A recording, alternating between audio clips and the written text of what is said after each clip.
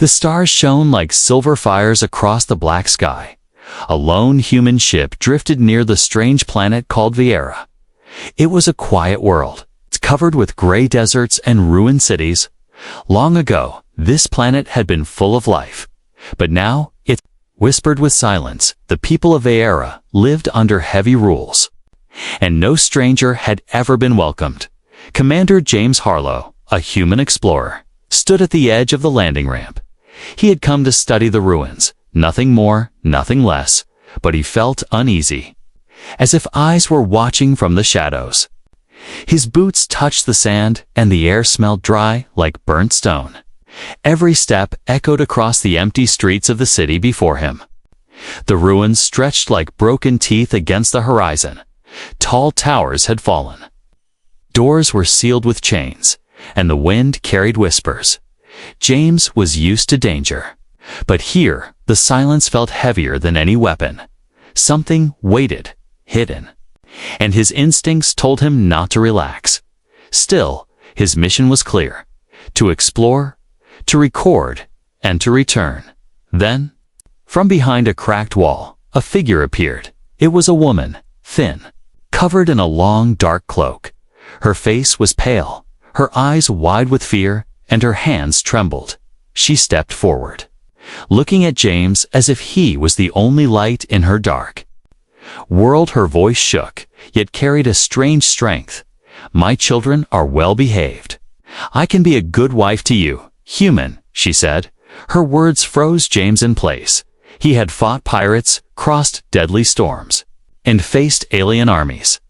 But never had he heard such a desperate plea. Why would a stranger, an alien widow, ask to marry him on sight? The woman fell to her knees. Behind her, two small children peeked from the ruins. Their faces carried the same fear, yet also a spark of hope.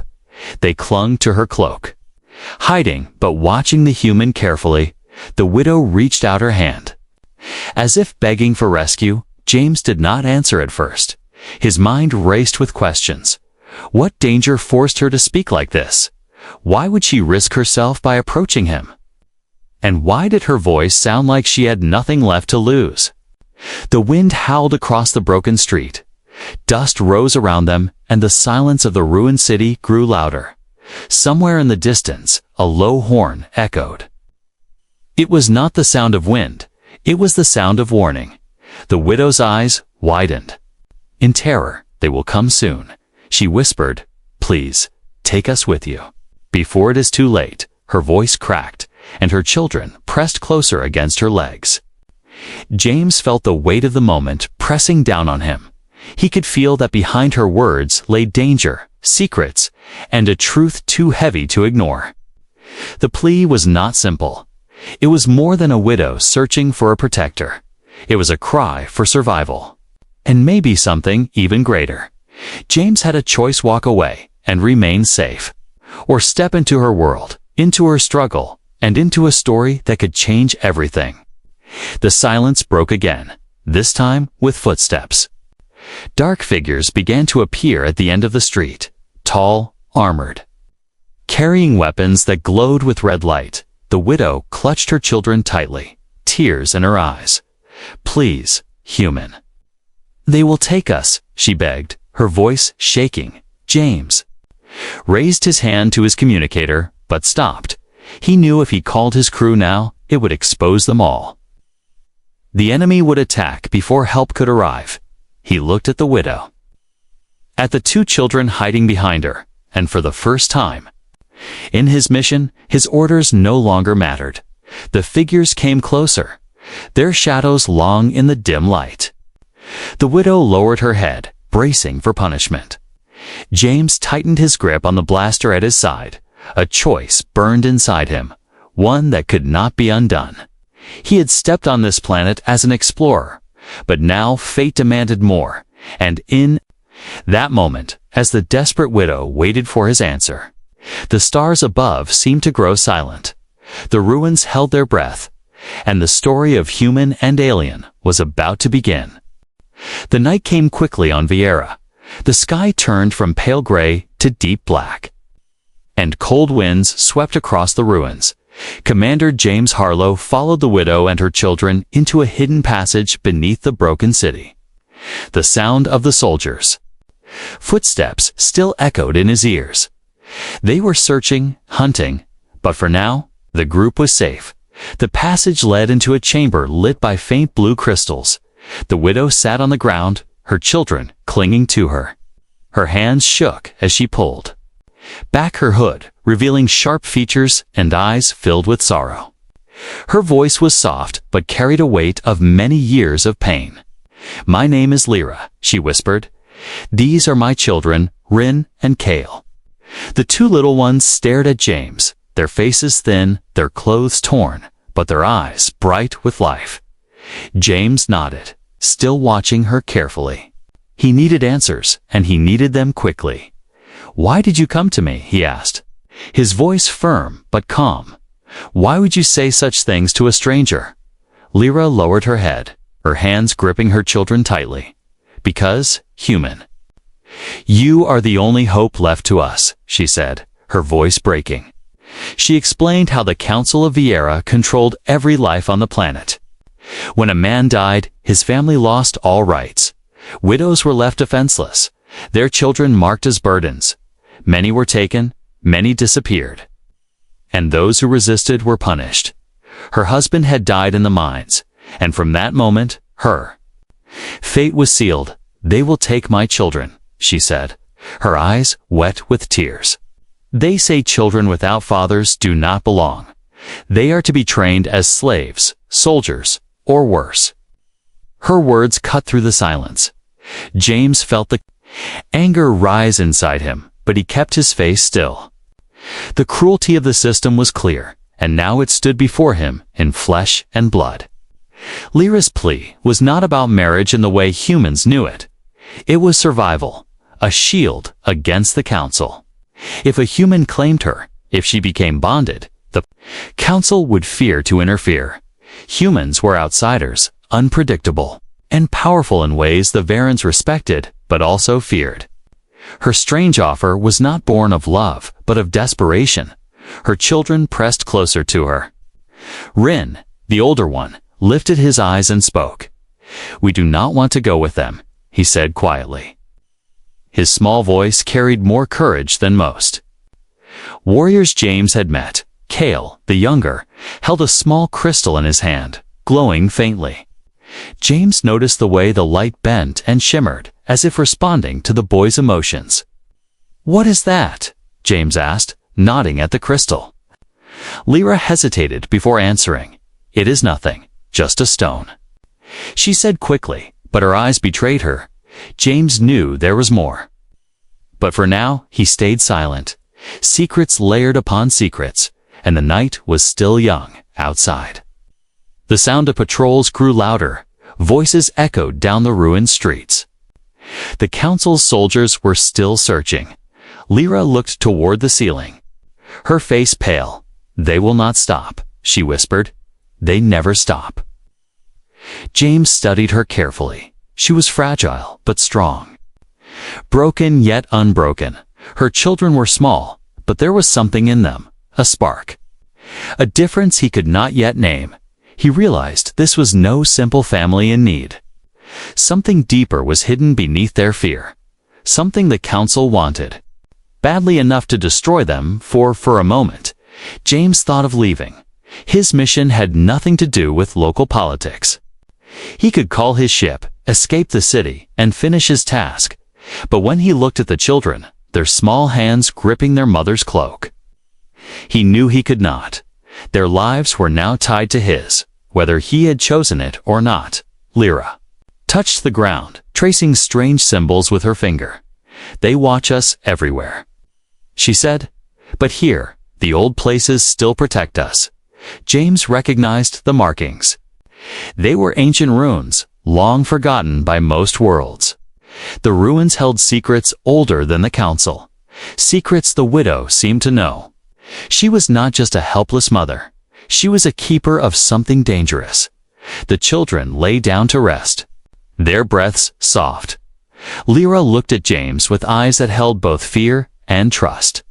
"You must understand, human," she whispered. "If you walk away, they will take us. They will break us, and my children will vanish into darkness." Her voice trembled, but her will did not. James said nothing. The weight of her words pressed on him like the stone walls around them. He had been a soldier, an explorer, a leader, but now he was something more, something heavier. He was a choice between life and death for strangers. The silence stretched long, broken only by the sound of the wind above, and then, from deep within the passage, a sound echoed, a low hum. Vibrating through the stones, the children stirred, the crystal in Kale's hand glowing brighter. Lyra's eyes widened, fear flashing across her face. "They have found us," she whispered, clutching her children close. James reached for his weapon. The chamber darkened as shadows moved along the walls.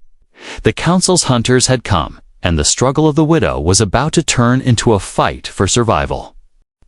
The chamber shook as the low hum grew louder. Dust fell from the ceiling. The blue crystals flickered, and the shadows stretched like claws across the stone walls.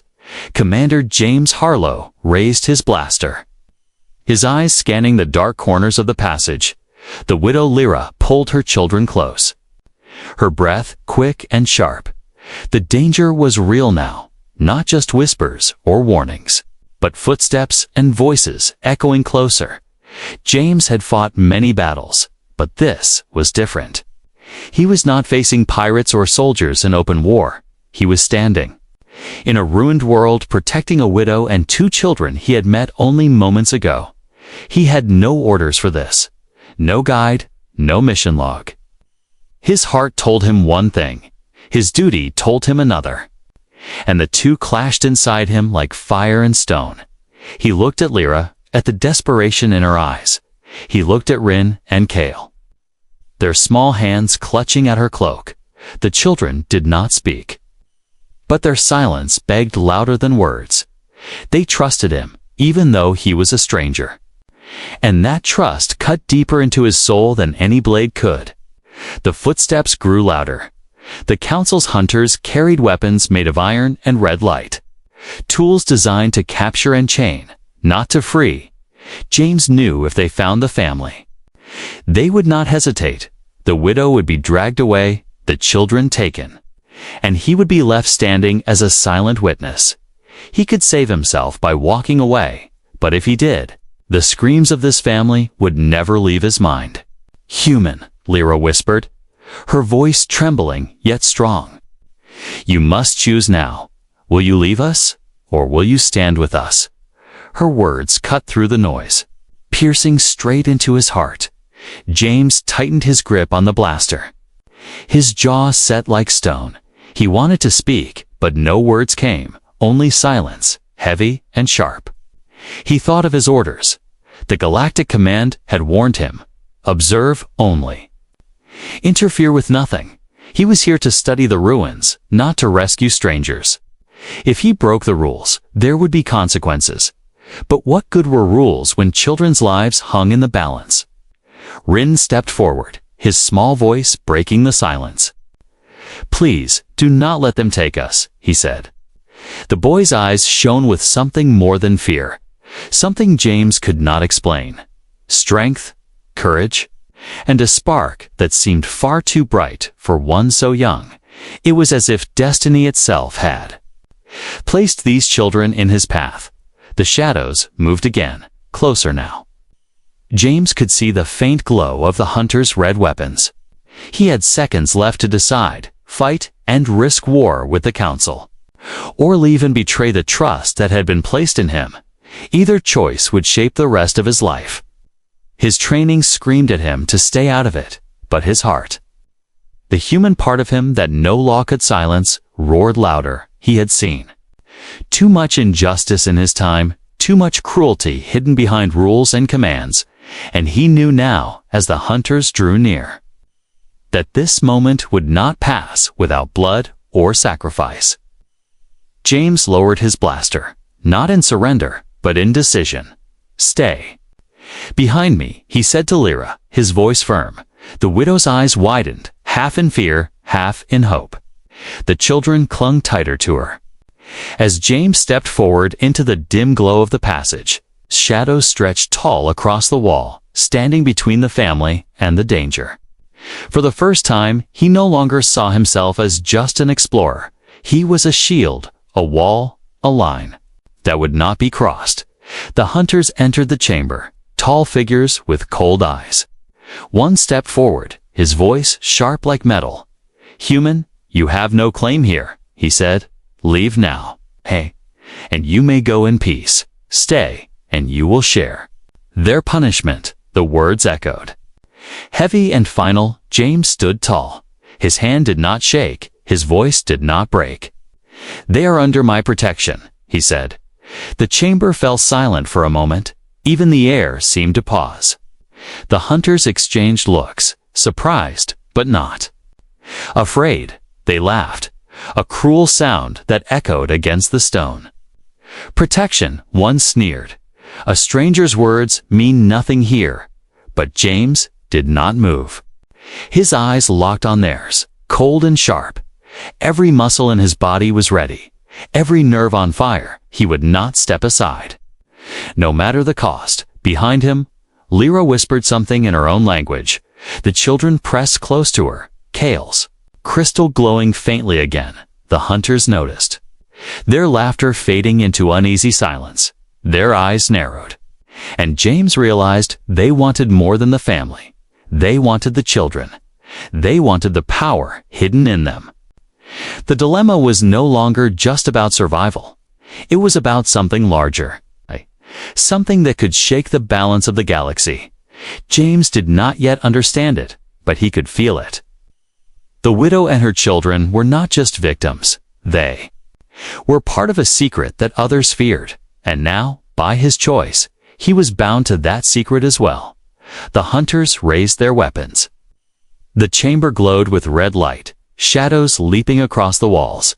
James raised his blaster, his heart steady. His path chosen, there was no turning back now. The human's dilemma had become the human's stand. The chamber burned red with the light of the hunter's weapons.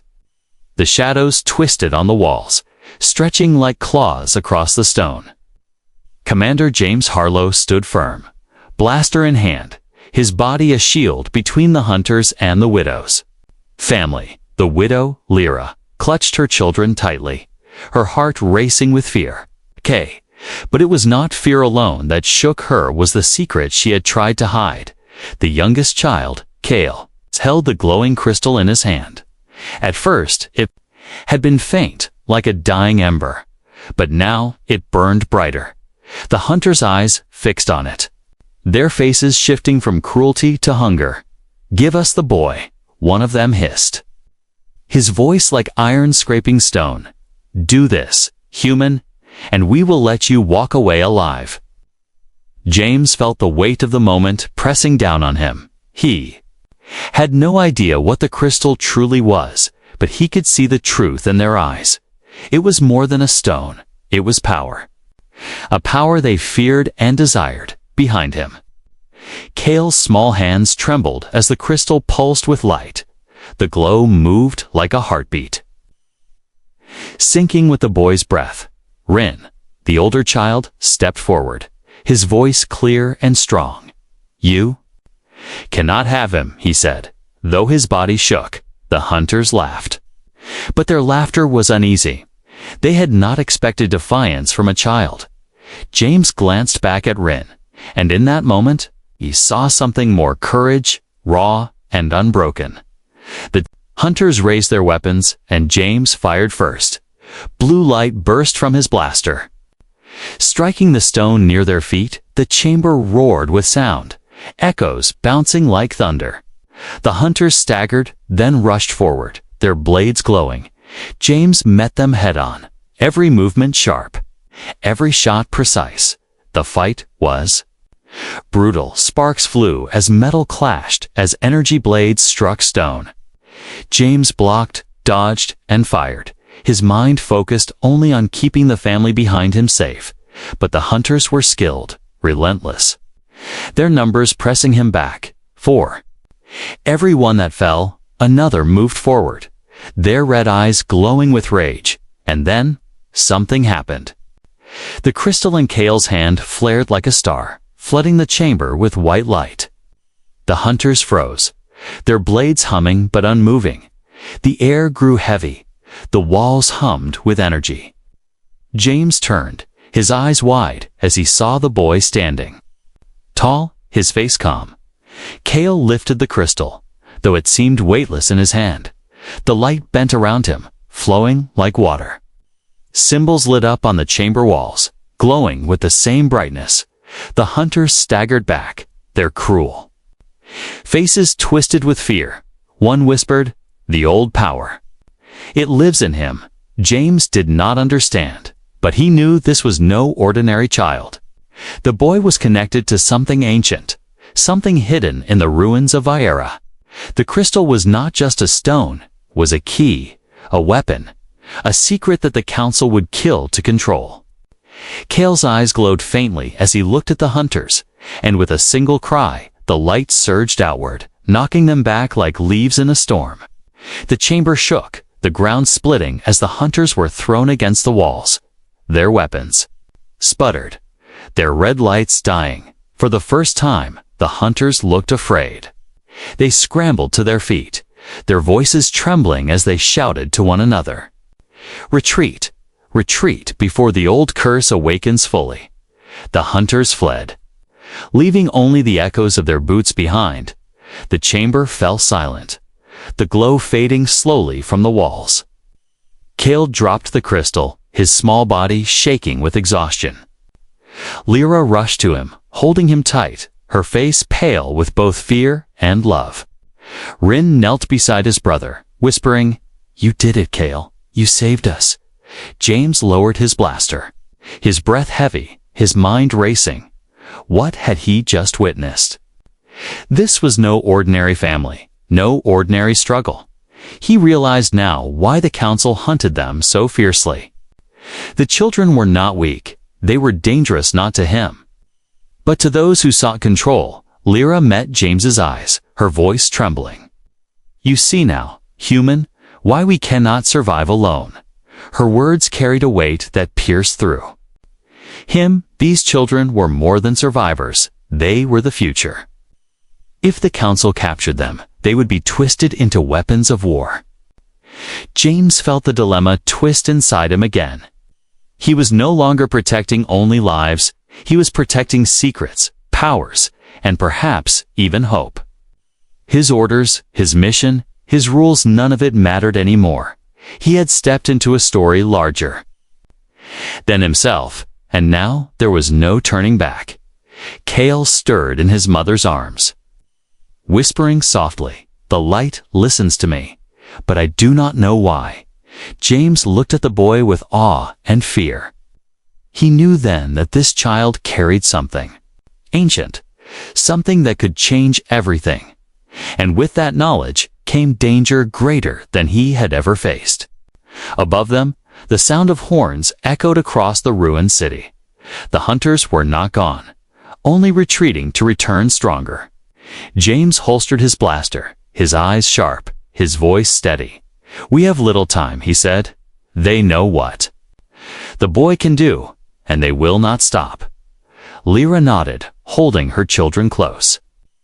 Her face was pale, but her voice was strong.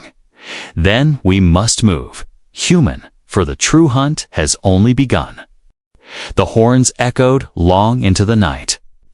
Their sound carried across the broken towers and shattered streets of Vera.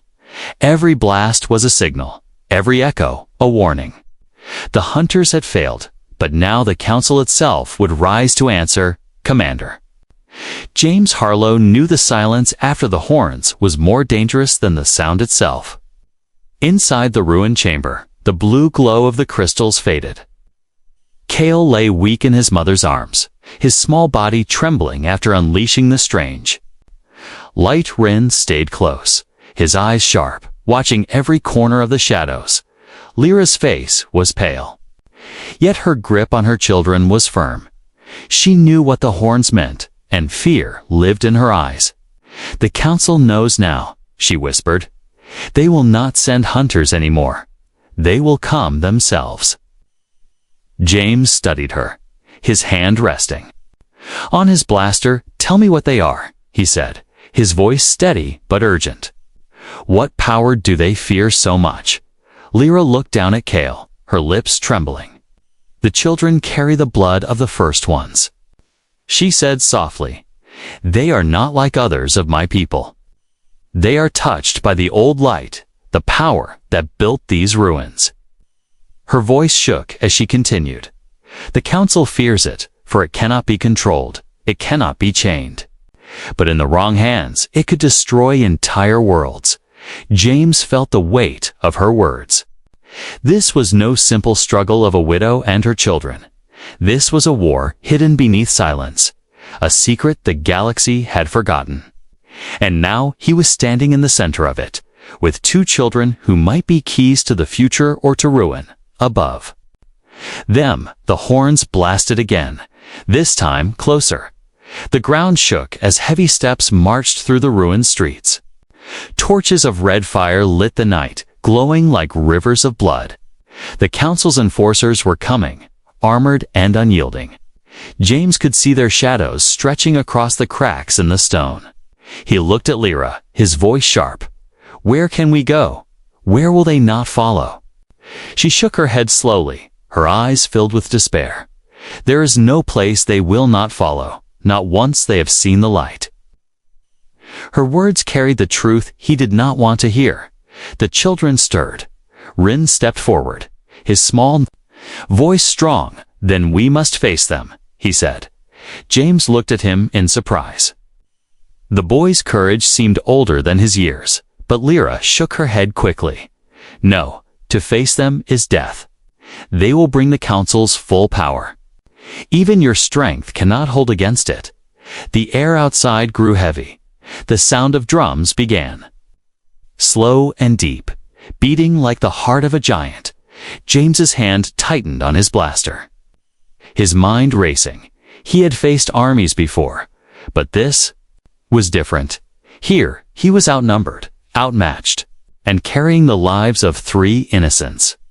The council's enforcers arrived at the gates of the ruined city, tall figures draped in black armor, their eyes glowing with red fire. At their front walked the council speaker, a towering figure with a mask of bone. His voice boomed like thunder as he spoke.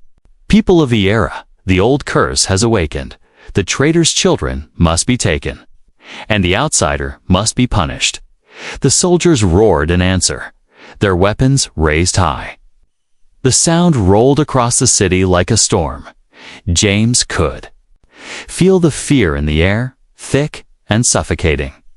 Even the stones of the ruins seemed to tremble. The council's power was not only in weapons, but in the terror they inspired inside the chamber. Lyra pulled her children close, her eyes filled with tears, but her voice was strong. They will not stop, human, not until we are gone. Not until the children are taken. You do not understand the danger you stand in. James turned to her, his eyes hard. I understand enough, and I will not let them take you. The widow looked at him, her face filled with both hope and despair. You do not know what they can do. They have ruled for centuries. They have burned worlds to ash. Her words were heavy, but James did not move. He had made his choice, and nothing could turn him back.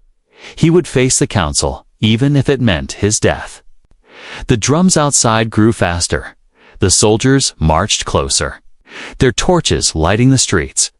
The council speaker raised his staff, its head glowing with crimson fire. The air cracked with energy.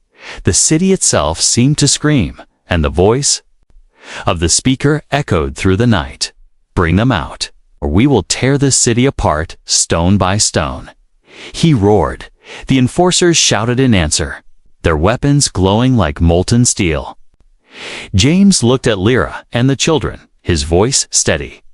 We cannot stay here. We must move now, before they break through.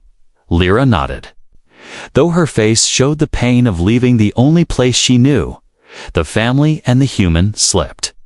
into the deeper passages of the ruins behind them. The walls shook as the council's soldiers smashed against the stones. The hunt had begun again, fiercer and darker than before. But this time, it was not only hunters chasing them, it was the council itself, and their wrath was a storm no one had ever survived. The tunnels beneath Vieira twisted like the veins of some ancient beast. Cold air pressed against the walls, carrying the smell of dust and stone. Commander James Harlow led the way. His blaster ready, his mind sharp. Behind him, Lyra and her children followed, their footsteps soft, their breaths unsteady. The thunder of the council's army above still echoed faintly. Oh, shaking the ground, the deeper they went, the brighter the crystals became. Blue veins of light ran along the walls, glowing stronger with each step. The glow reflected in Kale's eyes, and once again the crystal in his small hand pulsed with life. James noticed the rhythm. The way the boy's heartbeat matched the stone. This was no ordinary cavit, was alive with memory. Lyra's voice broke the silence, low and heavy.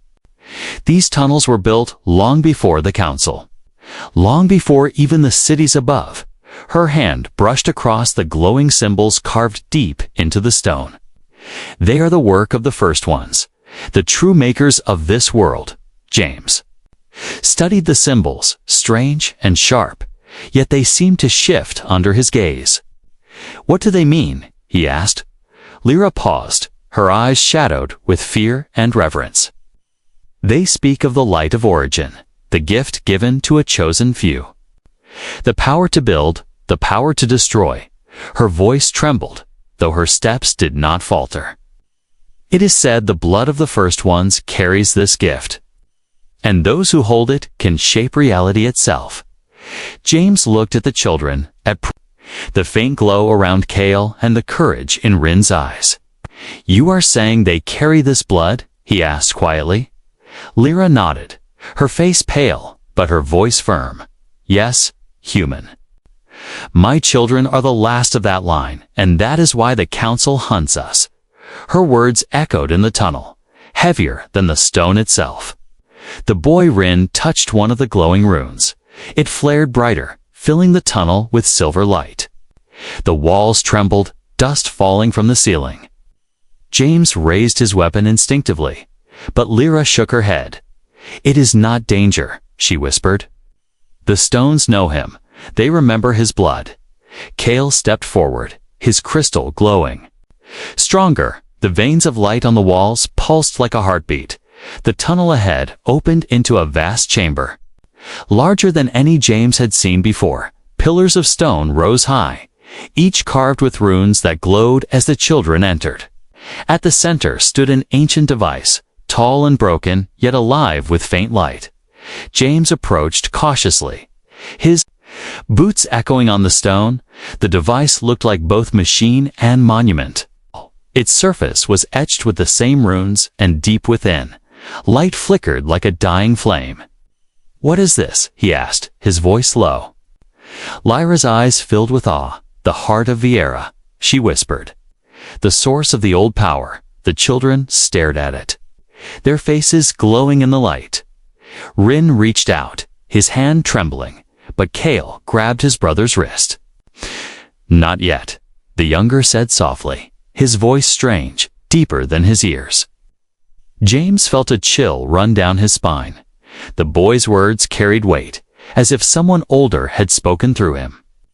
Lyra's voice shook.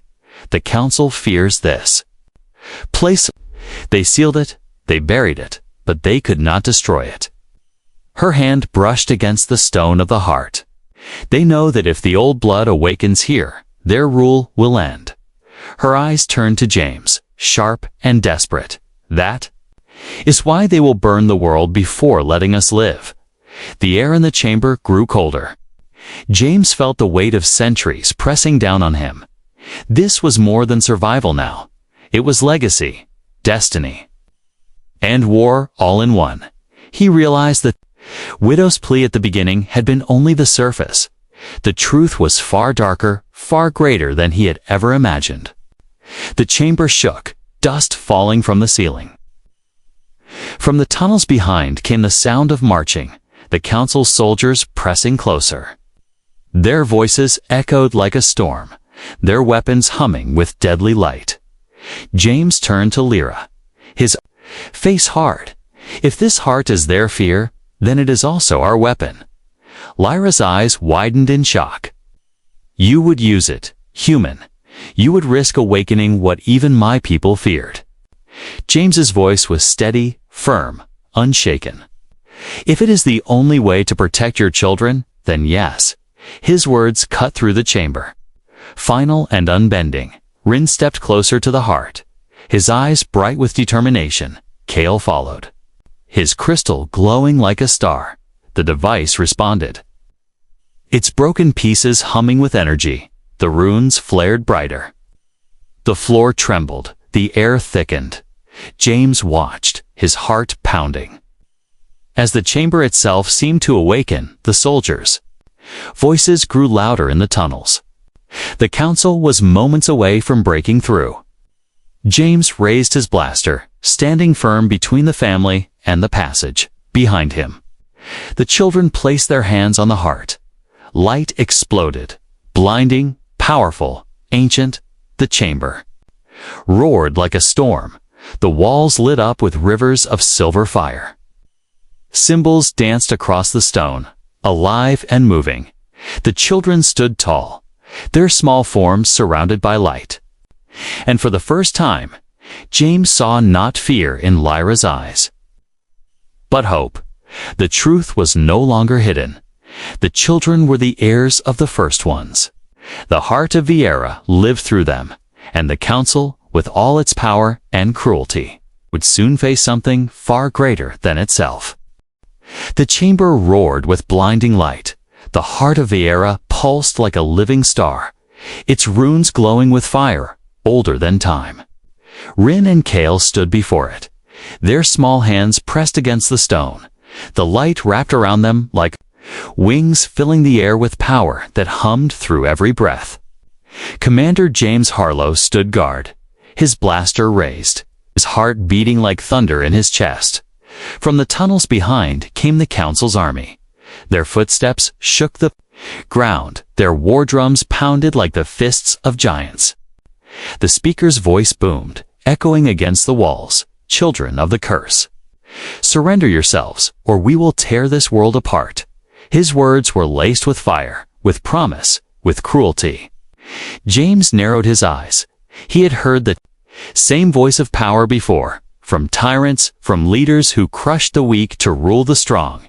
He had fought them on distant worlds, and he knew one truth. Power was not about weapons or armies. It was about choice, and now the choice stood before him. Heavy and unyielding, the heart trembled as the children's touch deepened.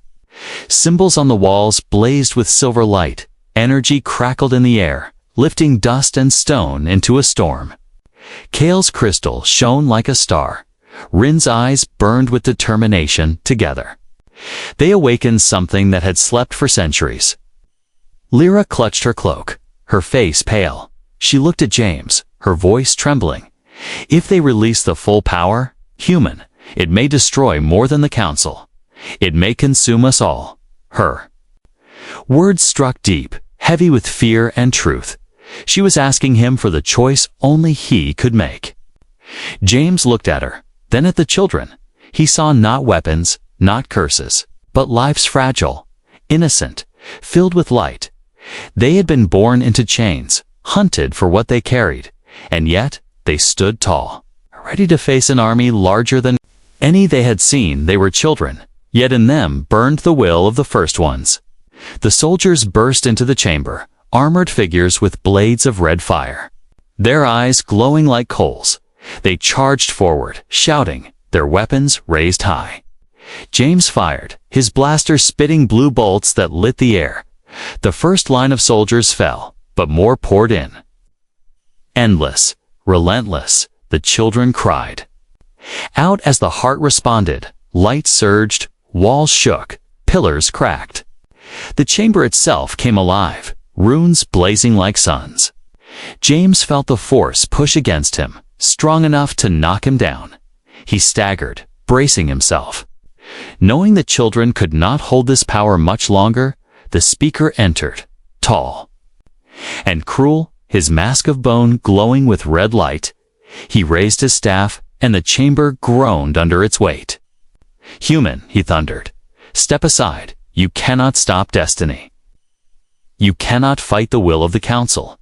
James aimed his blaster at him, his voice steady.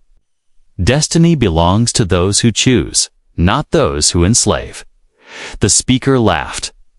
A sound like iron breaking. "You will doom them all. You will doom yourself." But his laughter faltered as the light grew stronger. The heart answered not to him, but to the children. And in that moment, the council's power seemed smaller, weaker, hollow. James turned to Lyra, his voice sharp but calm. "They cannot hold it forever. If they let it go, this place will shatter. The city above will fall."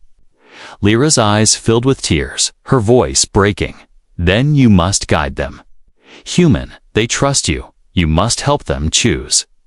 Her plea carried more weight than any order James had ever received. He stepped closer to the children, his voice steady but urgent. "Rin, Kale, listen to me. The heart is strong, too strong for anger, too strong for fear. You must not let it consume you." The boys looked at him, their faces glowing with light, their small bodies shaking. "We cannot stop it," Rin said, his voice trembling. "Yes, you can," James replied. "Because you are not weapons, you are more than what they fear." The speaker shouted, ordering his soldiers to strike. Blades clashed, sparks flew. But James stood between them and the children. Every shot, every strike, he held the line. He was no longer just a commander, no longer just a man. He was the shield the widow had begged for. The wall that would not fall. The children cried out together, their voices echoing in harmony. The heart blazed with white fire. The soldiers screamed, blinded by the light. The speaker stumbled, his staff cracking, his mask breaking. The council's army faltered, their fear louder than their weapons. And in that moment, James knew the children were not destroying. They were freeing. The storm of light spread outward. It touched the soldiers, stripping them of their strength, their weapons turning to dust. It touched the walls, healing cracks, sealing wounds of stone. It touched James, filling him with warmth, with peace. And finally, it touched the speaker, breaking him like glass. The chamber fell silent, the heart dimmed. Returning to a soft glow, the children collapsed into their mother's arms. Exhausted but alive, Lyra held them tight, her tears falling into their hair. James lowered his blaster, his body shaking but his heart steady. The army was gone, the speaker destroyed, the council broken. The ruins no longer trembled with fear, but with life. Lyra looked at James, her voice soft but filled with strength. "You chose us, human, and because of that, we are free." Her words were not just thanks, but truth. James looked at the children. Sleeping now in her arms, they were more than survivors, more than heirs of a forgotten power. They were hope, proof that even in ruins, life could rise again. He had come to this world as an explorer, a stranger, but he would leave as something. Mara protector, a part of their story. The sky above cleared. The horns of the council silenced forever, and in the ruins of Viera, under the light of stars, a widow and her children walked beside a human who had chosen to stand. The future was uncertain, the danger not fully gone, but for now, they were alive, and that was enough.